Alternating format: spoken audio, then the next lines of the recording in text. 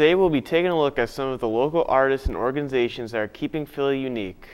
In this episode of Just Next Door, we have writers, musicians, and even hero dogs in action. I hope you're all excited to see what's in store today. Let's find out what's just next door.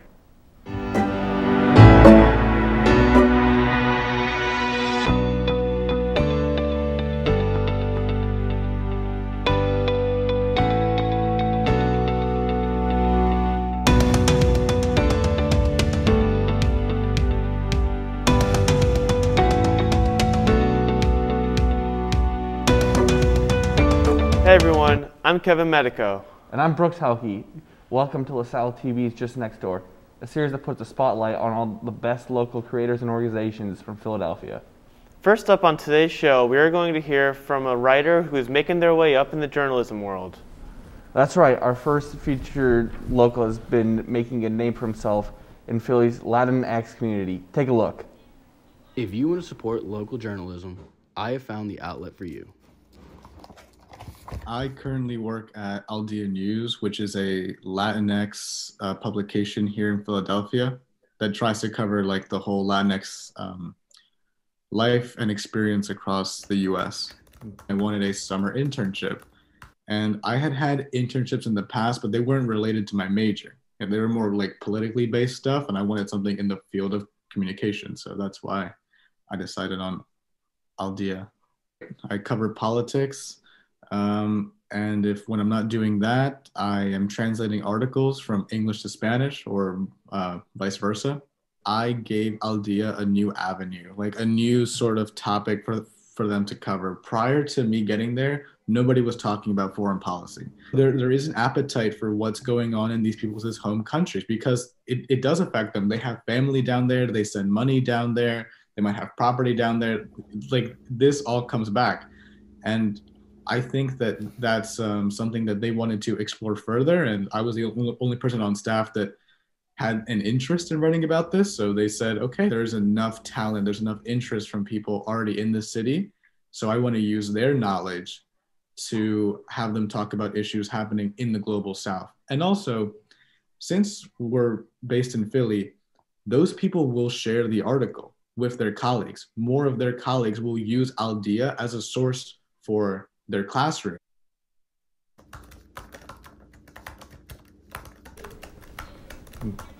Can't wait for Oscar to grow as a reporter and provide Philly's Latinx community with quality content over at Al Dia. You can check out Oscar's work at aldianews.com. Yeah, it really is great to see.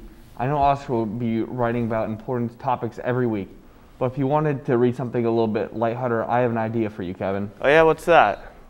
Well, for this episode of Just Next Door, I was able to sit down with the owner of a local comic book store who has a really fun program every week. Let's hear some more about it. Down on East Ontario Street, you'll find the Ontario Street Comic Shop, a pretty busy place on new comic book days. There's usually a few people waiting outside, and we're open like 11 hours on Wednesday, so it's spread out over the course of the day. But generally, it's pretty busy. But what is it about this little comic book shop that makes it just so special?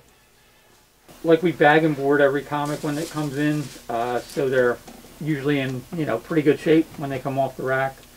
We've been here since 1989, so we're pretty well established. The shop is so well established it was even used as a filming location for M. Night Shyamalan's Unbreakable, starring Samuel L. Jackson and Bruce Willis. How much for this one? I can show you the comic book from Unbreakable.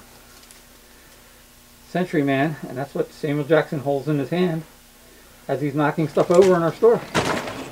And Samuel Jackson actually is a comic collector, and he bought some very interesting comic books. But for those of you new collectors, or those who just don't have enough money, luckily there's a day just for you. Free Comic Book Day. Generally, for the last 15 or so years, the first Saturday in May, comic book publishers print books and they sell them to retailers at a greatly reduced price, and we give them away to our customers. Free Comic Book Day has been pushed back this year to August 14th, but if you still want to pick up the newest issues of your favorite series, make sure to go down to Ontario Street Comic Book Shop. You know, that does look like a good time, Brooks. I'll have to head down there to see what Ontario Street is all about. One of my favorite parts about comic books are the art, but I'm not much of an artist myself. Lucky for you, our next segment of Just Next Door focuses on an artist, one that uses brushes, but no paper. Check it out. In middle school, I was wearing very like natural makeup, like just whether it was just concealer and mascara, but it was probably when I was 14, 15, I started really like using it and like looking into it because a lot of it came from watching YouTubers like do makeup tutorials, and I always found them like super interesting. And then I guess also too, being a dancer, like having to get ready for performances and competitions and stuff, I was always doing makeup, and it kind of interested me. Like I've always found that like the most fun part of getting ready. A lot of people take it as, oh, makeup is just what people use to make themselves feel better, but to me that's not the case. I think it's about using it as art, or being able to be who I want and how I want to look, or be able to create myself into something completely different. Makeup Instagram is Makeup by Amanda32, and my favorite look I've done was inspired by Beauty and the Beast, the stained glass in the castle. I did a look that was supposed to represent the stained glass and the rose. As an inspired makeup artist, Amanda has some advice that she wants others to know about. The important thing is to not be afraid of it. I see a lot of people who are like, I don't know how to do it, so I don't put anything on. But I think that's the beauty of it in a sense. You can kind of do whatever you want because, I mean, it's a form of art. So I don't think you have to worry about how it looks, or if you're not artistic enough, but you can just do whatever you want. You know, I don't know much about makeup, but even I could tell that Amanda has talent. She definitely does. You can find her on Instagram at makeupbyamanda32. You know, Kevin, I think it's impressive that she started doing makeup as a dancer and now has such an amazing talent. You're right, Brooks. And you know what goes along with dancing? Music. Our next segment takes us up the Delaware River to Bensalem, where a local musician is giving back to his community. Let's take a look. Everyone loves music, especially musician and owner of Essence Recording, Jim Bethke. When I was 16, starting to write and record music, and as a result of that, started out with just in my bedroom and just had a little bit of equipment and just kept adding and adding and adding. And so by the time I ended up having a house, decided to build a real studio. Typically the band will be in the performance room next door. We just have everybody play live. One challenge there is to keep the bleed from the vocals to be at a minimum in the drum microphones. So once you have the basic tracks, then you start overdubbing anything else. Now I use Digital Performer as my software, and you can put all kinds of effects, and there's all kinds of engineering type things like EQ and compression. As a musician, Jim has played several gigs, including at VH1 in Penn's Landing and even in a club in Italy. He also produced his very own album. It's called Can't Get Enough. It came out in 2006, and it's basically a compilation of all of what I think were the best songs up to that point. Pretty much everybody likes music. It's one of the few things that I think does bring pretty much every person together. It makes people feel good, but definitely important to me, that's for sure. If you're interested in recording a demo, you can visit Essence Recording at sncerecording.com. Or if you're interested in Jim's music, you can find his album Can't Get Enough on iTunes or Spotify.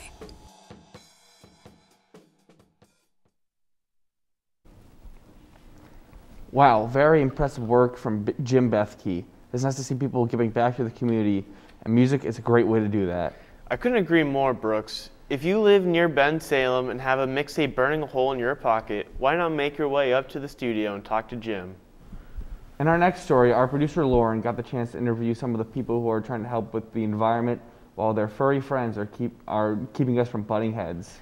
Let me tell you, you've got to believe this to believe it.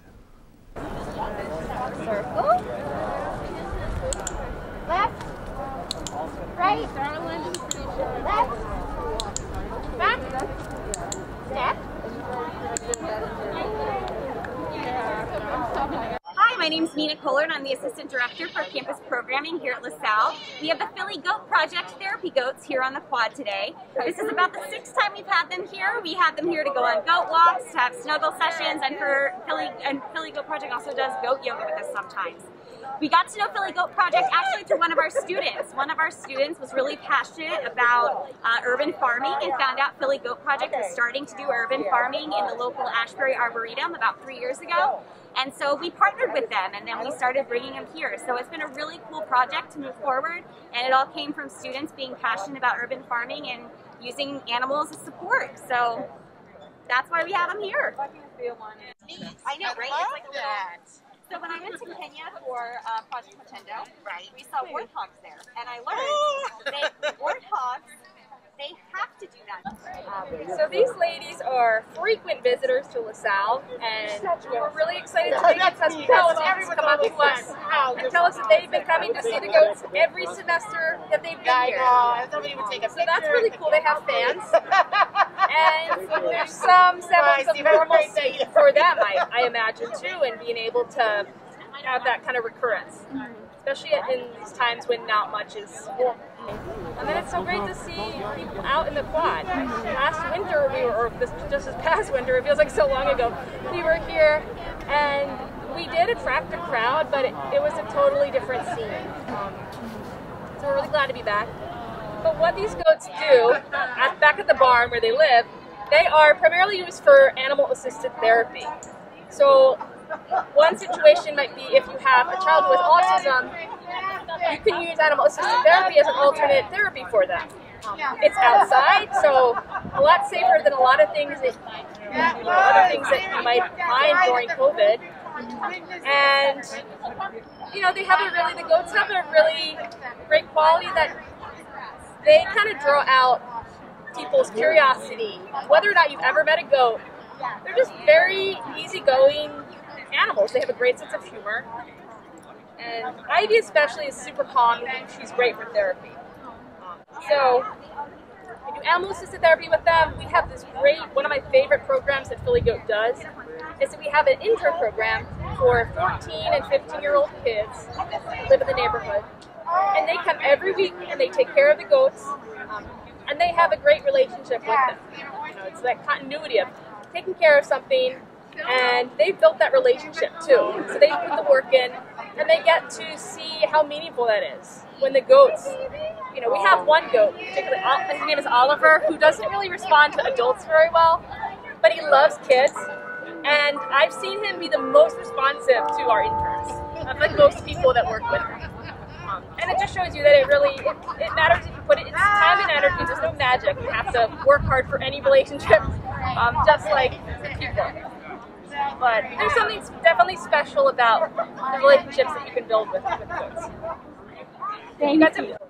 So my name is Vita, and I am the head of operations at Philly Goat Project, and that is basically a fancy term for a goat nanny. So I help take care of the goats. I do some of their daily care, I do some of their med care. I also do some of their training. They are certified therapy animals, so we can do lots of different tricks with them. They can interact with many different kinds of people. I'm with Clementine here. She's very talkative today. And right now we are visiting LaSalle just to help the students relax a little bit and kind of get through this hard time that we're all going through. And the goats are doing a great job at it. And for more information, you can go to our website at www.phillygoatproject.org for volunteer opportunities and free community events that are so cute. So cute. So an example of what a therapy session might look like. It's going to be different for every client and every person because of course everyone's different and they require different things, but I've seen it work really well for young kids who have autism, especially when you have children that don't have a lot of verbal skills. So our director, Karen, she might do a session designed to kind of bring out those verbal skills from the child. So they're taking care of the goat, and there's certain barriers in place, and it could be like a physical barrier, like the gate is locked and the child has to use their words so that Karen will go and open the gate. all kind of around, has to do with taking care of the goats or directly interacting with the goats. So getting them to walk with you, you have to talk to them, you have to give them the commands. So the child is like very much a part of that. Thank you to the Philly Goat Project for joining us and telling us all about their work with the environment and mental health. All right, well, before Kevin tries to make me as his scapegoat, we'll be taking a short break. We'll be featuring some people and organizations that are helping out their local communities when we come back. See what I did there? Yeah, I see what you're doing.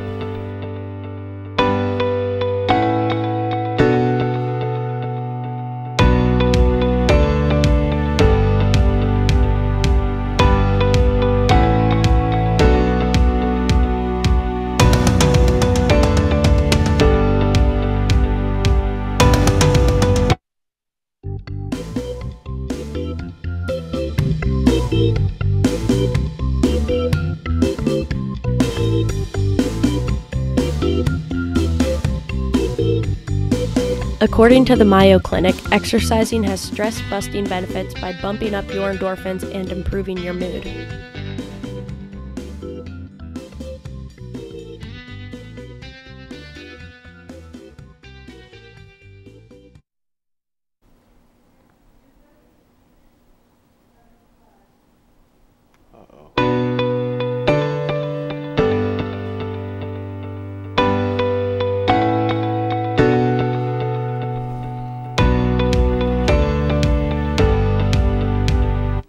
Welcome back to Just Next Door, everybody. Those goats from Philly Goat Project are really cute. I think we should keep with the cute animal theme for our next story. We all love dogs and know that they make fun pets and companions, but not all dogs are just carefree pets. Some dogs have jobs that are very important, and this local organization is raising dogs that work very hard every day. Take a look.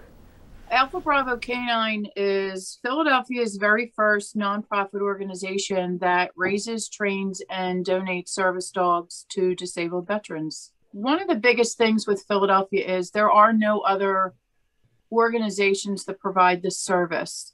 Even in the surrounding areas, there's not a lot of organizations that actually do this. The biggest part of training a service dog is making sure that they understand the expectations no matter where they go. It could be at the zoo, it could be in your home, it could be in a store. The expectations are still the same. If we don't have puppy raisers, this is what would put a halt to our operations, in all honesty. They are the ones that have those puppies and are following through with all of the training requirements for service dogs in training. So we are currently looking for puppy raisers. For several years, I was suffering with PTSD symptoms, and it was becoming a lot of issues at my employer. I knew that wasn't working. The treatments that I was going through at the VA weren't working for what I needed to go through something like that, being overseas, being at war, and then come home. You know, you can tell everybody all day long what it was like, but unless they lived it, they need something like this, they know what I'm talking about, the people out there. So after Googling and finding Alpha Bravo K9, I reached out to Jen, and then we started the application process from there. Knowing that you're going to get a lifeline like this, you want to take them home the first day. So this is Cooper. He is my black lab that Jen and her puppy raisers raised and trained. In August, we did our 2 weeks of training together, and then I took him home with me after that 2 weeks of training. He definitely has changed my life. It's great to see that local veterans have this resource available to them. If you'd like to contact Alpha Bravo K9, you can reach them on their website, alphabravok9.org. Everybody needs a companion, especially those who put their lives on the line to protect us.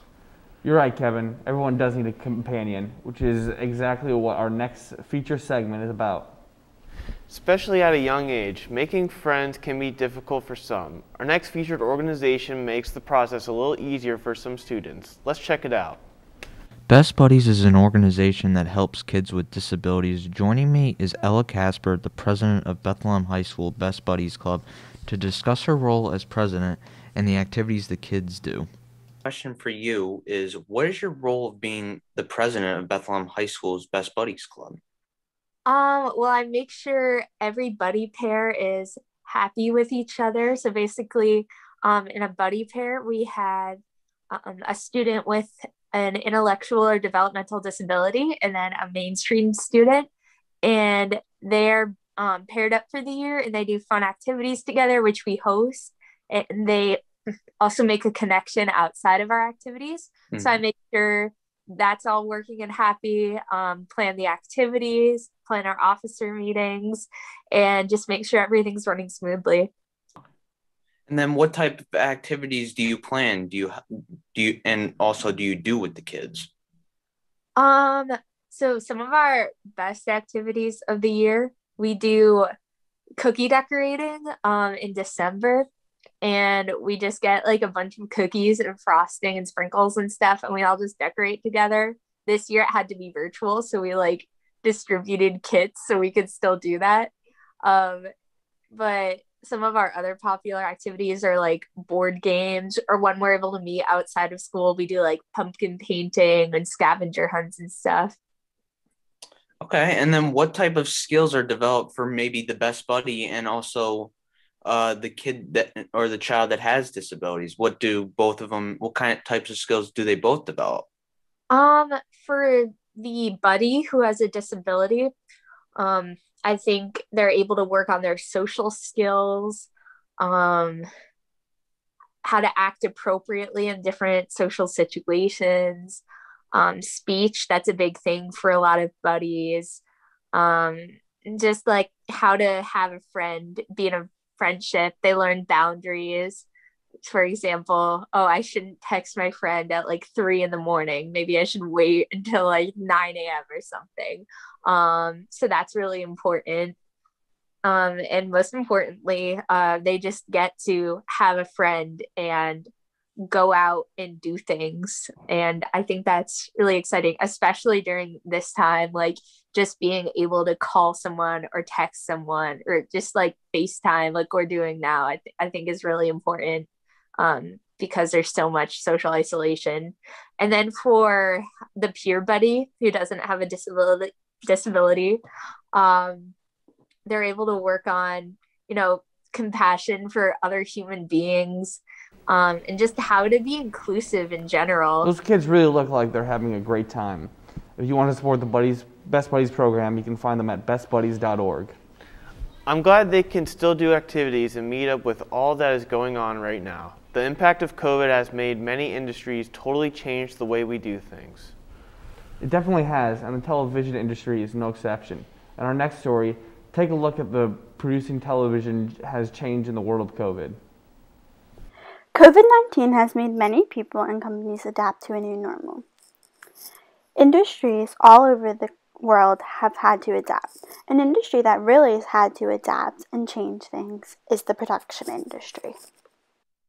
This first started, I was all about, working from Pennsylvania. Not a big fan of riding the subways every day.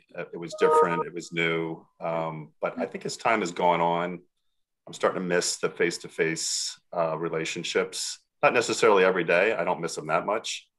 But I don't know that I'm quite as effective from home as I would be in the office. I have a lot of, just information, tangible information, folders and things like that are in my office that I don't have access to here. Last March, the world shut down and everything was put on hold. Production had to find new ways to get their content out to their viewers, but in the safest way possible. Our offices closed in early March when everybody got the note that we had to go home, so it became work from home overnight. Our offices across the country have not reopened. We have a studio that we were shooting some shows out of for some time, but we were not allowed to do that either. So, we have shows that are shooting across the country during when COVID was really bad. Of course, nothing was shooting. As the world has started to open up a little more, with COVID testing, we've been allowed to shoot very carefully. We've had to learn a lot. We've had to learn how to shoot shows in the field that are COVID safe. So people are testing all the time. You know, we're doing a lot of interviews now as of putting a camera person in the room with an interviewee. It's either over Zoom and everything looks like this, or we've found a lot of really cool technology that is out there where we send people the camera and they set it up and we coach them through setting it up. And the cameras and the visuals look as good almost as if there was a camera person in that room talking to them. So there's been a lot of, I think, change so far in how we do things and in the day-to-day with how we do things, because everybody's working from home. Even editing from home. Shows are being edited from home, which is crazy for a lot of people. As the show business world would say, the show must go on. While COVID has changed a lot, the production business seems to have adapted and figured out new ways that they can still produce their content. To round out the show, let's bring it back home to our local LaSalle University, which raised over $39,000 for charity at their annual fundraiser. I was able to speak with a member of the LaSalle Explorathon and ask what makes their event so successful year after year. Here's what they had to say. Explorathon is our dance marathon that benefits the Be Positive Foundation. A student-run dance marathon. Last year it was composed of, I'm going to say about 7 to 8 students, and we planned the whole thing with help from our Be Positive representative. We raised over $39,000. And our original goal was to raise $25,000, so we surpassed that goal. Everyone who participates in Explorathon has their own fundraising page, and so you can just go onto someone's fundraising page and donate through that way. Thank you to Explorathon for putting on a great event every year and for supporting a foundation that is making great progress for cancer research. You can find Explorathon on Instagram at LaSalle Explorathon. That was a great way to end off this episode of Just Next Door. Thank you to our guests and to all the places and people we featured today. If you want more Just Next Door, make sure you check out our social media pages. On Twitter, we are LaSalle TV Philly, and on Instagram, we are LaSalle TV. And if you know about any hidden gems or people with special talents, send them our way. On behalf of LaSalle TV, I'm Brooks Hauge. And I'm Kevin Medico. Thank you so much for watching Just Next Door. We'll see you next time.